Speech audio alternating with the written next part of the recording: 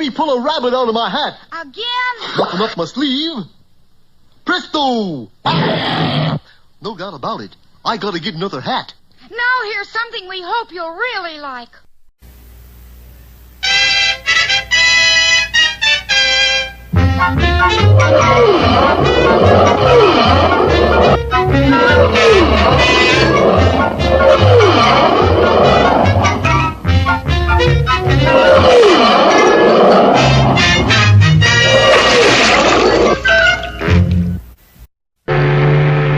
Remember last time that when Bullwinkle accidentally ate the mooseberries, he was turned into a regular living bomb. Then, hearing a false rumor that Rocky had fallen overboard, he dashed for the door, tripped over it, and hurtled over the ship's rail toward the deck 30 feet below. Luckily for the moose, the ship's swimming pool was directly underneath. Not so darned lucky. I can't swim. With a mighty splash, the moose hit the water. An instant later, there was a tremendous explosion. An ominous cloud hung over the pool. Bullwinkle, you all right? Sure, why not? Yes, fortunately, the explosion had blown all of the water out of the pool, and Bullwinkle was left high and dry and feeling fine. Except for a slight upset stomach. What was that big bang I heard? Must have been my stomach being upset. Well, darling, there goes 14 episodes of effort up in smoke. Oh, Natasha, sometimes I get so mad I could go straight. Go straight? Yeah, straight to Central Control and ask for raise. Camino, great one. While Boris tried to raise Central Control and his salary, the SS Andalusia was continuing her erratic course under the command of Captain Wrongway Peach Fuzz, the world's worst sailor. Left rudder, now right rudder, now the other rudder. Lay forward, splice the main brace. We gotta do something about Captain Peach Fuzz, Bullwinkle. Yeah, I'm getting dizzy from traveling in circles. Hey, look, there he is. What's he doing? That's a sextant. He's plotting our course. Well, Captain, just where are we? Glad you asked. According to my accurate figures, we're just a little bit south of the North Pole. That doesn't sound like an Eskimo song to me. Them ain't exactly polar bears, neither. Sextant must be a little off. Aren't we sailing a little close to shore, Captain? Of course not. The water here is 50 fathoms deep. Of course, that's at high tide. Sure enough, the huge liner had run aground on a tiny tropic isle. A lucky thing in a way, for the ship had run out of food and the passengers were famished. Do you suppose there's anything to eat on the island? I think so. Looky there. Sam's Quick Lunch and Barbecue. Poi burgers, pineapple pizza, shrimp cheesecake. Boy, that sounds great. Let's go, Captain. And Rocky, Bullwinkle, and Captain Peach Fuzz set out on the ship's boat to pick up supplies. Forward, men. Captain, the shore's that way. Oh, of course. My map was upside down. Boris, look, he's moose and squirrel. He's always moose and squirrel. I get so tired of those two. Well, this is your chance to get rid of them. They are leaving for Island. And that's the captain with them. Oh, boy. Then who is in charge of ship? Natasha, you foolish girl. Meet that old salty dog, Barnacle Boris Bedinov. Boris, you wouldn't steal whole ocean liner. In this business, honey bun, you got to think big. Sure enough, no sooner had our friends set foot on the tiny island than... Hokey smoke, Captain. Look at your boat.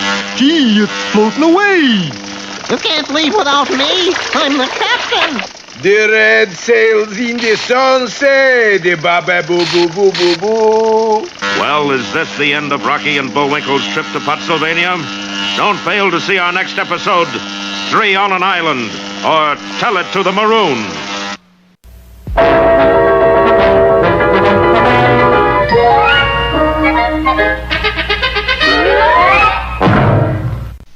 And now it's time for... Time for the dancing fool, Bullwinkle. Again?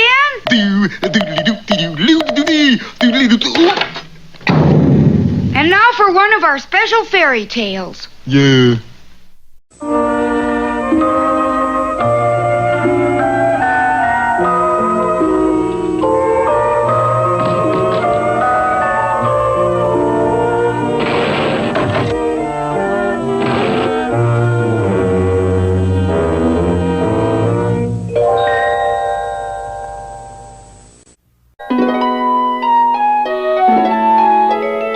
Once upon a time, there was a little tailor, a very little tailor. To be exact, 4'2", eyes of blue. Oh, how he wished he were a taller tailor. Yeah, about 9 feet tall. The reason was that being so small, he was constantly being picked on. When he ate his lunch, even the flies ganged up on him, 7 at once.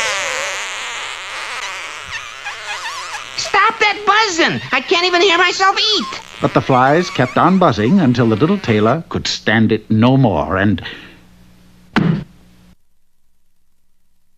Of course, that was the end of his lunch, but the buzzing had stopped. Listen, it's quiet.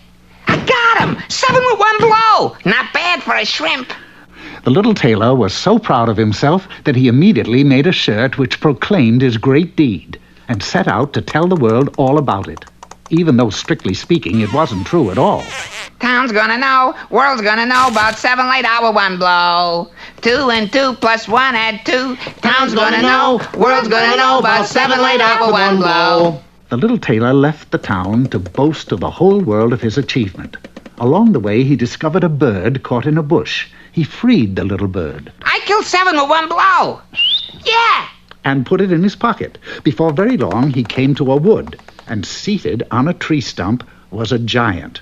He was as big as the tailor was small. Too tall or not too tall? That is the question. Excuse me. A chance to shrink? Aye, there's the rub. Excuse me, Bard. What do you want? Take a look at that. You killed 7 with 1 blow? You're such a little fellow. But then I'm so tall. Perhaps you did. Would you believe I was a 3-pound baby? Listen, I killed 7 at 1 blow, and you better believe it. What? Put me down! All right. Let's see just how strong you are. The giant picked up a stone and threw it so high that it almost went out of sight. Top that. I might be slightly overgrown, but I'm a throwing fool. Well thrown, but it did come back to Earth. That it did. I'll throw one, it'll never come back. And the tailor, thinking fast, took the bird out of his pocket and let it fly, so to speak, and quick as a wink it flew straight up and out of sight. Oh, that is good. That is very good. You are truly gifted with a golden arm. Let us be friends. And so they became fast friends. You know, I have a feeling, Giant. My name is Ralph. Well, I have a feeling, Ralph, that we're going to come to an enchanted castle. And in this castle lives a beautiful princess who will become my bride after I perform 3 tasks. Little tailor, you are out of your mind. But just then an enchanted castle did appear. Oh, dear me. You there in the T-shirt. Stay where you are. I have a task to pick with you. My goodness. Not only have you killed 7, but you've captured 1 alive. Well, he didn't. I mean, I'm not... Shh! Don't be rude, Ralph.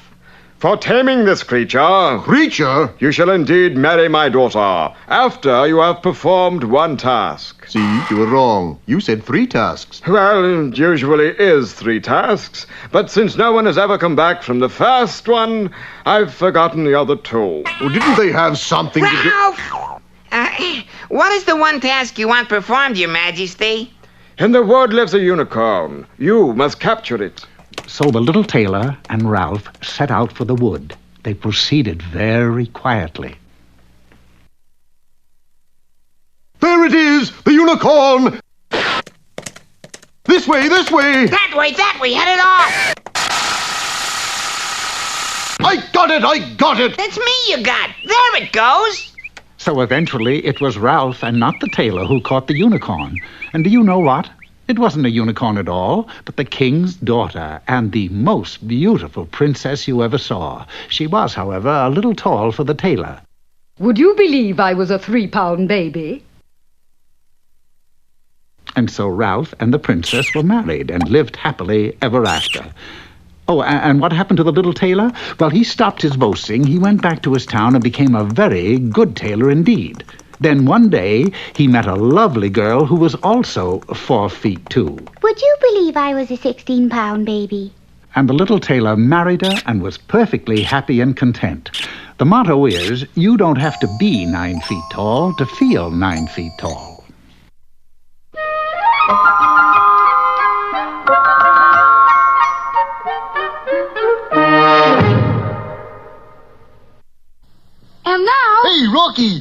me pull a rabbit out of my hat. Again? Nothing up my sleeve. Presto! Wrong hat. I take a 7.5. Now here's something we hope you'll really like.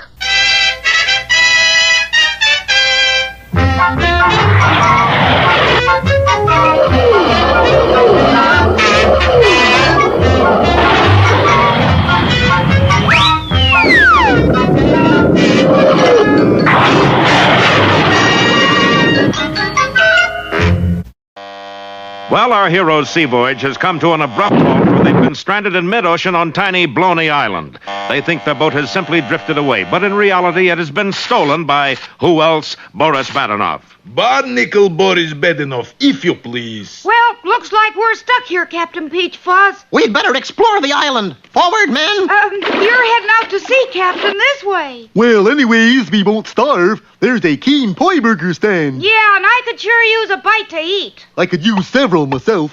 Alas, when our friends tried to buy a poi burger, they ran into complications. Poi burgers, 10 clam shells each. How much is that in dollars? No dig, Lucky Bucks. What's that mean? I think he means he won't accept American money. Well, this must be the only place in the world that don't. Hey, how about trading a poi burger for my favorite yo-yo? No dig, yo-yo. It glows in the dark. No dig, yo-yo. Green stamps, maybe? No dig green stamps. What do you dig? Dig clams. Meanwhile, far at sea, Boris was blithely heading the SS Andalusia toward Pennsylvania. Wait till they hear I've stolen $100 million ocean liner. Hello, Chief. Make my bed. Light the light. I'll arrive late tonight. Bye-bye, Black Boris. Badenov, you bring back mooseberries? Well, no. They got sort of... You bring back mooseberry bush? He didn't do so well at sea. We had to... You bring back moose? Not exactly. He's back in... Then what are you bringing back? $100 million ocean liner. You imbecile who needs ocean liner? I thought it might be nice for kids. Keep them off the street, you know. You nitwit. How can we make rocket fuel with ocean liner? His brand new boat. Go back and get moose. Twin smokestacks. Immediately. Yes, fearless leader. And Boris reluctantly started the SS Andalusia back toward the island. Meanwhile, our friends were all hard at work digging clams on the beach, all except for Captain Peach Fuzz, who couldn't find the beach. Forward. Can't be far now. Right this way. We're almost there. Find any clams yet, Bullwinkle? Nope, but I think I'm getting warm. I just hit something. I hope it's a clam. I'm getting awful hungry. No, it ain't a clam. Then forget about it, Bullwinkle.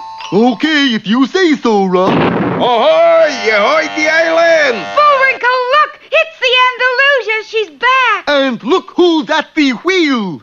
Cheero and people been back. It's Sir Thomas Lippenboris, the millionaire yachtsman. We're saved. Yeah, but we still don't have any food.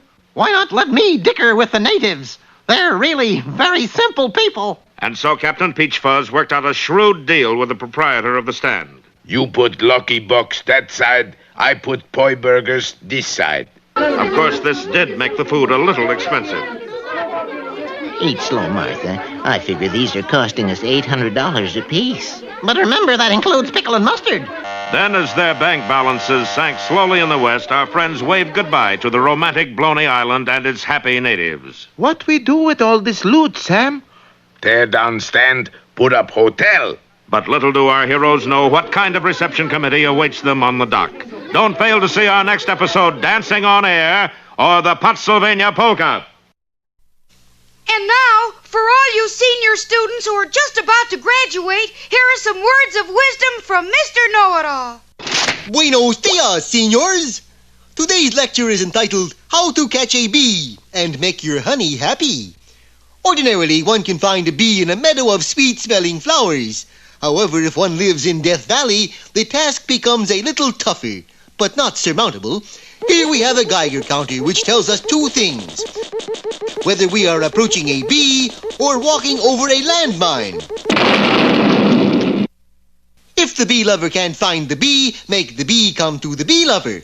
This can be attained by luring him with a honeycomb. We simply take a comb, gook it up with a jar of honey, and place it on the ground. You can be sure a bee will make a beeline for it. Ah, here comes one now. That was a bee, all right. A B-29. Moving from Death Valley to a meadow of sweet-smelling flowers, we finally do locate a bee, and there on that petal is one now. Utilizing the thumb and forefinger, we gently pick him up so as not to hurt his delicate little... Oh! Catch the bee, Mr. Know-It-All? No, I didn't, and I'm going to see that he never gets elected. Well, why are you going into that voting booth? I'm going to vote no on Proposition B. And now... Hey, Rocky, watch me pull a rabbit out of my hat. See? Nothing up my sleeve. Presto! Wrong hat. And now it's time to meet Mr. Peabody.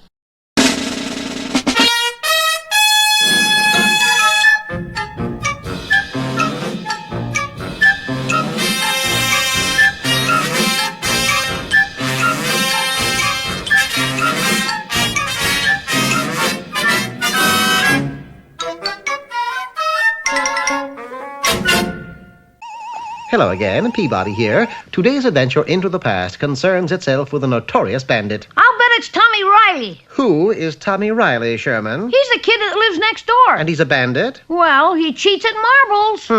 The bandit we're going to visit cheated at everything. We're off to Missouri, my boy, in the year 1872, and the subject of our trip, Jesse James. Transportation, courtesy of the Wayback Machine, was breathtaking. However, we were a trifle surprised to discover the Wayback deposited us aboard a train. Something must be wrong with the Wayback, Mr. Peabody. I don't see Jesse James. We didn't see anyone for that matter. The car was empty, or was, until the conductor entered. Mr. Conductor, could you tell us, please, sir, if... Down, Sherman. Down, boy. What is it, Mr. Peabody? The train is being attacked. A strategically placed boulder caused the train to grind to a halt. All right, you varmints. Disembark that train. Well, the only varmints on the train were Sherman, yours truly, the engineer, and the aforementioned conductor. And the conductor had a gun. Oh, boy, I'll bet he'll surprise somebody. He did. Us. Is that all the passengers, Jesse? That's all, Frank. This is going to be one of our poorest robberies yet. Oh, my gosh, the conductor's Jesse James. And the other is his brother, Frank. We were ordered to surrender all our valuables. One oil can, a package of bubble gum, and a copy of the journal. Of course, the journal was mine. This is what I call a pretty poor haul. Listen, Jesse, why don't we shoot these here critters and steal the train? Now, what would we do with the train? Put it under the tree next Christmas? Frank. You may be my brother, but you're pretty dumb. You know we ain't got no tree. Now, let's get going. We sure was lucky, mister. We lost an oil can, some bubble gum, and a newspaper. We could have lost our lives. Well, I'll get old Bessie fired up and we'll get out of here. The engineer miscalculated our total loss. It seemed we were also minus one little boy. Sherman! Sherman! If you're looking for the little feller, he rode that away. With Jesse James? Right. One of them outlaws tossed our valuables into a sack, and the little boy, he crawled inside to get his gum back. You coming, mister? I got a schedule to keep. No, you go ahead. I have some retrieving to do. Being an ace tracker, and an ace everything as far as that's concerned, I was able to reach the James cabin by nightfall. Then it's all settled. We'll stick up the Denver bank at 9 tomorrow. But Denver's in Colorado, Jesse. See, that's right. Well, we'll make a St. Louis then. All right, hit the hay, boys. We got some hard riding ahead of us. No sooner were the desperados asleep than I entered their hideout and cautiously approached the sack lying in the corner. Sherman? That's you, Mr. Peabody? Be very quiet. I threw the sack over my shoulder and tried to sneak back out of the cabin. Unfortunately... Hey, what's going on here? Shh, shh, shh, shh. Go back to sleep. And a Merry Christmas to you. Oh, thank you, Sandy. Once outside the shack, I emptied the contents of the sack. Hi, Mr. Peabody. We must warn the bank, my boy, that Jesse James intends to rob it. Won't Jesse get to St. Louis before we do? I doubt it. You see, I took the oil can and liberally greased the corral. Even at that moment, Jesse and his boys were going in every direction but St. Louis. Are you sure the James gang is coming? Positive, sir. We delayed them for an hour or so, but they'll be here. By the way, where are the gold sacks? On the floor there. But look, Mr. Peabody, if your plan don't work... My plans always work. Sherman and I transported the heavy sacks to a balcony just over the front entrance. We didn't have long to wait before... It's Jesse James. He's riding into town on some slippery horses. Now remember, Sherman, aerial bombardment is quite simple if you keep your eye on the target and allow for the wind. You can imagine what a shock it was to the first outlaw who entered the bank. Hands up, everybody! This here's... 14 men demanded gold and got it. However, Jesse and Frank James weren't among them. In fact, as we glanced out a window, they and a bearded man blowing a bugle went riding out of town. Well, we saved the bank, Mr. Peabody, but the James brothers got away. Yes, that fellow blew his bugle and alarmed Jesse and Frank. Wonder who he was. That's their younger brother, undoubtedly the most talented bearded bugler of all time. Really? I don't think I've ever heard of him. You never heard of Harry James? And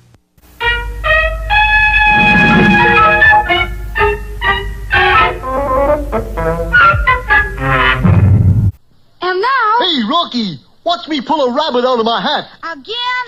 Nothing up my sleeve. Presto! Ooh, don't know my own strength. Now here's something we hope you'll really like.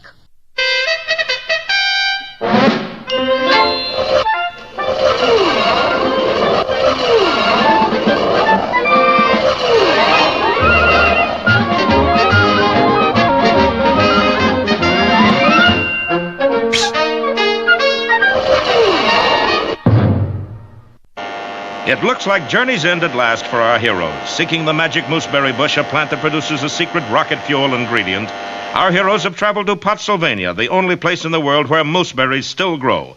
However, as they approached the dock, they saw a rather unusual reception committee. Look, Rock, they're greeting us with open arms. Yeah, but look what's in their hands. I don't like this, Bullwinkle. Our friends didn't know that the reception committee was really waiting for Boris Badenov, their archenemy. But then neither did Boris. Ah, it's good to be back among old friends, Natasha. If those are friends, I'd hate to meet your enemies. There must be some mistake. Hello, it is I, Boris Badenov, your #1 pin-up spy. I think your rating has dropped, darling. They couldn't do this to me. Get me central control. Hello, fearless leader is Boris. Boris who? Boris Badenov. Must be some mistake. We got no spy named Badenov. You do too. It's me. We used to have Nebish named Badenov, but he was executed yesterday. What? It says so in paper. But I'm Badenov. Oh, my mistake. I pick up tomorrow's paper. Oh, well, what's one day? Hello? Hello? I've been cut off. You're not kidding, darling. How could they do this to me? After 20 years of lying, cheating, double-crossing, and backbiting, they don't like me anymore. Come on, you! We know you're in there! Gee, Rocky, I suppose they mean us? Well, I don't know who else they mean. See, why don't we check with our next-door neighbor, Sir Thomas Lippenboris, millionaire yachtsman? He's swell. And our two friends headed right for the spy's cabin. If I could just get to central control, I could explain everything. But how you going to get past the mob on the dock? Oh, yeah. Who's afraid of a little mob? I am. They come for me. Who's there? Oh, it's just us, Lady Alice. Oh, we were just wondering if you could give us some tips on how to get along with the natives. Yeah, they seem pretty restless. But of course, old bean. There's a mob of people out there, Sir Thomas. Yeah, and they're after us. They after you? Oh, yes, of course, old chap. They jolly well don't like foreigners, you know. Yankee go home, all that sort of thing. But, darling... Shut up your mouth, Lady Alice. Now, you chaps got only one chance to get into country. How's that, Sir Thomas? Oh, well, it's a disguise. Disguise? Certainly. Step this way. And behind the screen, Boris quickly disguised our heroes. Oddly enough, when he was finished, they looked remarkably like an undisguised Boris and Natasha. There. A bit of all right. What? This mustache tickles. Oh, don't worry. It won't tickle long. And Boris led our heroes to the gangplank. Well, cheerio and pip all chappies, and good luck. You'll need it. Goodbye, Sir Thomas. Gee, he's a good old millionaire yachtsman. Look, Fedor, is them? Let's see. Badenov is short, check. Mustache, check. Dark glasses, check. Travels with beautiful lady spy, check. Oh, boy, she's knockout. Dig those crazy earrings. Okay, grab them. Uh-oh, Rocky. Something must have gone wrong. Cheer up, Bullwinkle. Maybe they're taking us to meet the mayor. I don't think that's the key to the city he's holding. Don't miss our next exciting episode, Axe Me Another, or Heads You Lose.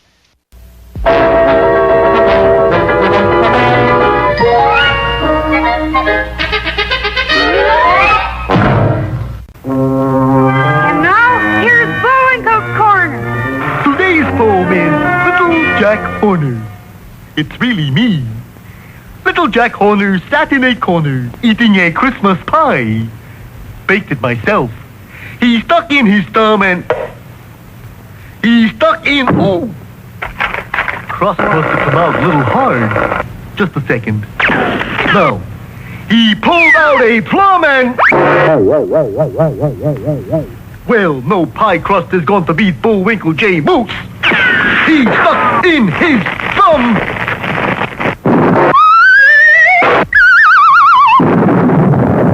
What did you put in that pie crust? Just some shortening and this flour. Bullwinkle, that's cement. It is! Boy, that makes me sore. 'Cause you ruined your house? No, but I've lost a perfectly good plum.